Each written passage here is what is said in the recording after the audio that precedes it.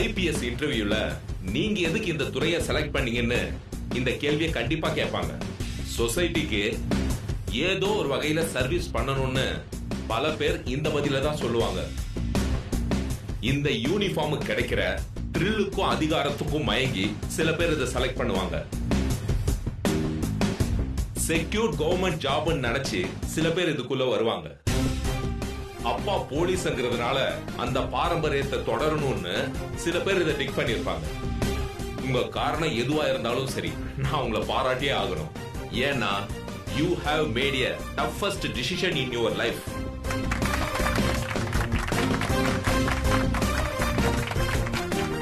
என்ன பொறுத்த வரைக்கும் நாட்டை காப்பாத்த தான் வாழ்க்கையை தியாகம் பண்ற ராணுவ வீரனும் சொசைட்டியை காப்பாத்த தான் வாழ்க்கையை தியாகம் பண்ற போலீஸ்காரனும் ஒண்ணுதான்.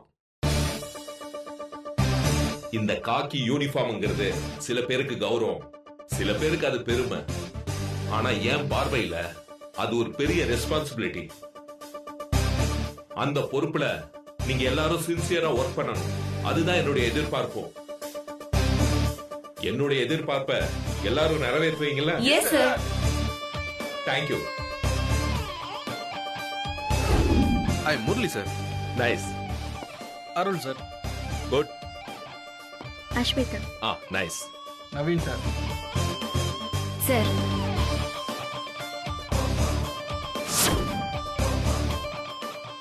தங்கமயில் சார். கோச்சிங் கிளாஸ்க்கு காக்கி ஃபேட்டோட வந்திருக்கீங்க. டிபார்ட்மெண்ட்ல ஜாயின் பண்றதுல அவ்வளவு இன்வால்வ்மெண்டா உங்களுக்கு? நான் குகை போலீஸ் ஸ்டேஷன்ல கான்ஸ்டபிளா இருக்கேன் சார். அங்க வேலை செஞ்சுக்கிட்டே இங்க படிக்கிறீங்களா? ஆமா சார். ஒரு பெரிய ஐபிஎஸ் ஆபீசர் ஆகணும்ன்றதுதான் சின்ன வயசுல இருந்து என்னோட கனவு சார். குடும்பத்துக்காக வேலைக்கு போக வேண்டிய சூழ்நிலை. வேற ஏதோ வேலைக்கு போறதை விட நம்ம டிபார்ட்மெண்ட்லயே சேர்ந்துடலாம்னு தான் எக்ஸாம் எழுதி கான்ஸ்டபிள் வேலைக்கு வந்தேன் சார். வெரி குட்மா. உங்க பேர் என்ன சொன்னீங்க? தங்கமயில் சார். தங்கமயில். கான்ஸ்டபிளா சேர்றவங்களோட உயர்ந்தபட்ச ஆசையே இன்ஸ்பெக்டர் ஆகிறதா தான் இருக்கும். ஆனா பல பேரு சப் இன்ஸ்பெக்டர் கூட ஆகாமலே ரிட்டையர் ஆயிடுறாங்க. ஆனா நீங்க தரையில நின்னுக்கிட்டு வானத்துல பறக்கிற முயற்சியில ஈடுபட்டு இருக்கீங்க. மனசுல பெரிய லட்சியம் இருந்தாலும் கான்ஸ்டபிளா வேலை செய்யறத கௌரவ குறைச்சல நினைக்காம அடிமட்ட லெவல்ல வேலை செஞ்சாலும் மனசு சோர்ந்து போகாம உங்க கனவை மறக்காம அதை அடையறதுக்காக ரொம்ப கஷ்டப்படுறீங்க. நீங்க ஜெயிச்சீங்கன்னா உங்கள மாதிரி இருக்கிற நிறைய பொண்ணுங்களுக்கு நீங்க இன்ஸ்பிரேஷனா இருப்பீங்க. இன்னைக்கு கூட எங்களை மோட்டிவேட் பண்றதுக்காக ஒரு சீனியர் போலீஸ் ஆபீசர் வந்திருந்தாரு. அவர் கேட்ட கேள்விக்கெல்லாம் நான் நல்ல பதில் சொன்னேன்னு என்ன ரொம்ப அப்ரிஷியேட் பண்ணாரு. கான்ஸ்டபிளா வேலை செஞ்சுக்கிட்டே நான் இப்ப ஐபிஎஸ்க்கு ப்ரிப்பேர் பண்றேன்னு தெரிஞ்சதும் ரொம்ப உற்சாகமா பேச ஆரம்பிச்சிட்டாரு. அந்த சந்தோஷத்தை ஷேர் பண்ணதா அம்மாவை கூட போய் பார்க்காம நேரா உங்களை தேடி வந்தேன். மயில, தினமும் கிளாஸ் முடிஞ்சு நீ இதே சந்தோஷத்தோட வரணும். அதுதான் என்னோட ஆசை. உனக்கு கோச்சிங் சென்டர்ல ஏதாவது ஒரு பிரச்சனைனா என்கிட்ட சொல்லு, நான் உடனே ஓனர் கிட்ட பேசுறேன். அப்படியெல்லாம் எந்த பிரச்சனையும் இல்ல சார். கிளாஸ்ல இருக்கிற ட்ரைனர்ஸ் கூட படிக்கிறவங்கன்னு எல்லாருமே ரொம்ப ஃப்ரெண்ட்லியா இருக்காங்க. எனக்கு அங்க எந்த பிரச்சனையும் இல்ல சார். சரி மயில, நம்ம கஸ்டமர் சொல்லிட்டாருன்னு சொல்லி நான் பாட்டுக்கு உன்னை சேர்த்து விட்டேன்.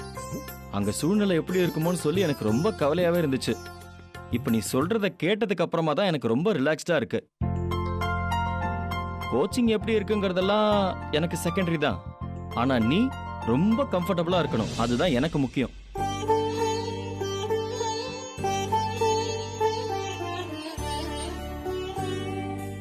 ஏய் மயில, என்னாச்சு?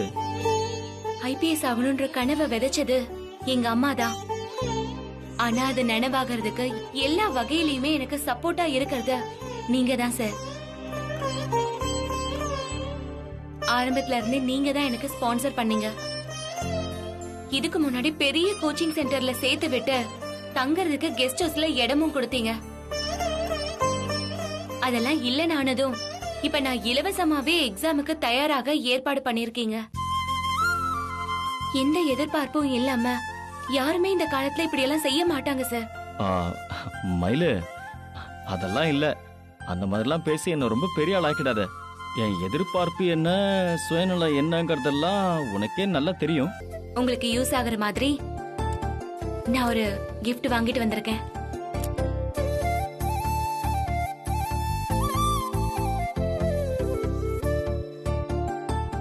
மயிலு, எதுக்கு மயிலு இதெல்லாம்?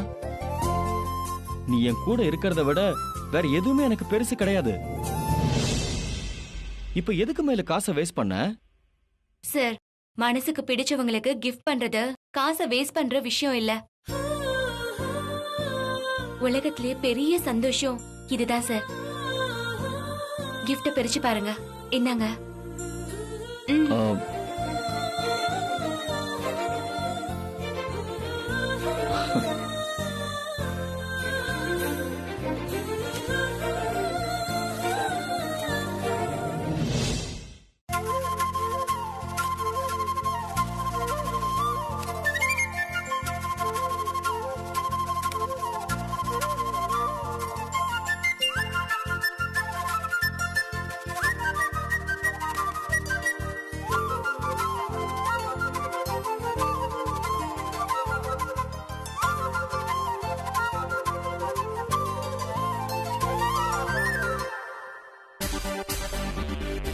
பிடிச்சிருக்கா சார்? சூப்பரா இருக்கு மயிலு. ஆ, ஆனா விலை கொஞ்சம் அதிகமா இருக்கும் போல இருக்கு மயிலு. சார், gift கொடுத்தா வாங்கிக்கணும். ரேட்டு பத்தி எல்லாம் ஆராய்ச்சி பண்ணக்கூடாது. எதிர்ல வர வண்டியோட லைட் உங்களை டிஸ்டர்ப் பண்ணக்கூடாது. அதுக்கேத்த ப்ரொடக்ஷன் இருக்கிற மாதிரி கேட்டு வாங்கிட்டு வந்திருக்கேன் சார். அதுக்காக கொஞ்சம் எக்ஸ்ட்ரா அமௌண்ட் ஆச்சுதான். ஆனா நீங்க சேஃபா போவீங்கல்ல, அதுதான் எனக்கு வேணும். ரொம்ப தேங்க்ஸ் மயிலு. இத என் மேல இவ்ளோ அக்கறையா கொடுக்கற அப்படின்னா இதையே நான் உன் காதல் பரிசா எடுத்துக்கலாம்ல? நான் இத பர்த்டே கிஃப்டா தான் கொடுத்தேன் சார். இத எப்படி எடுத்துக்கிறீங்கன்றது உங்களோட இஷ்டம். ஏமாமா, கூழ் ஊத்துற வேண்டுதல்லாம் கேள்விப்பட்டிருக்கேன். கூலிங் கிளாஸோட இருப்பேன்னு சொல்றது புது வேண்டுதலா இருக்கே. இது வேண்டுதல் இல்ல வெற்றி, சந்தோஷம். சந்தோஷமா?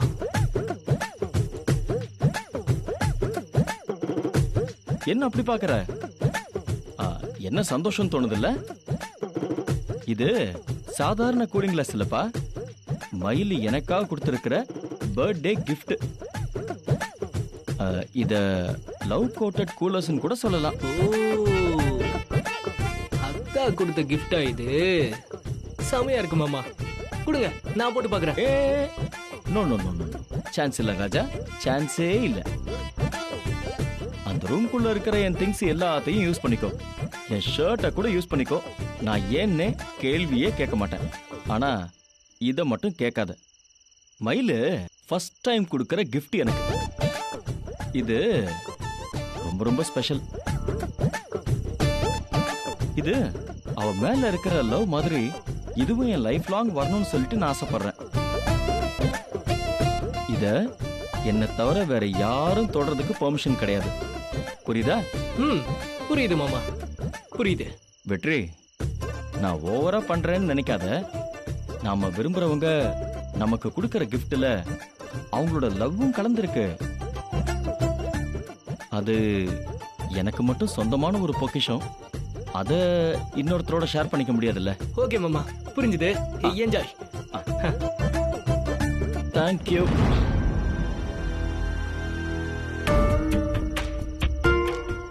அவ கொடுத்த கூலிங் கிளாஸ தொட கூட விட மாட்டியா? இருடி இரு, அதை நான் துண்டு துண்டா உடைச்சு காட்டுறேன். அந்த கூலிங் கிளாஸ் மட்டும் இல்ல, உங்களோட காதலையும் தான்.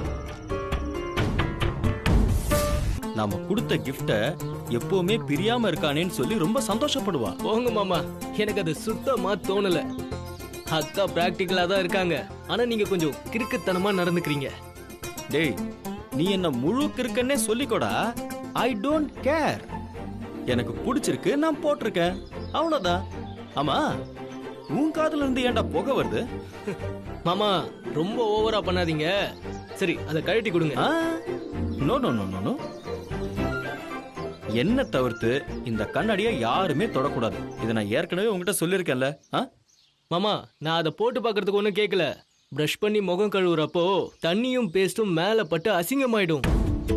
ஓஹோ, நீங்க தான் அதை பொக்கிஷமா பார்த்துட்டு இருக்கீங்களே, இவ்வளோ கேர்லெஸ்ஸா இருந்தா எப்படி? கொடுங்க, நான் அதை பார்த்துக்கிறேன். கொடுங்க. நீ சொல்றதும் சரிதான். இந்த கண்ணாடிய நான் உன்னை நம்பி கொடுக்கறேன். உன்னை நம்பி சேஃபா வச்சுக்கணும், சரியா?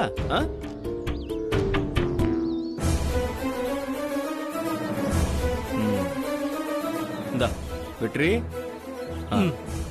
பார்த்து பத்திரமா கொண்டு போய் வச்சிரு, சரியா?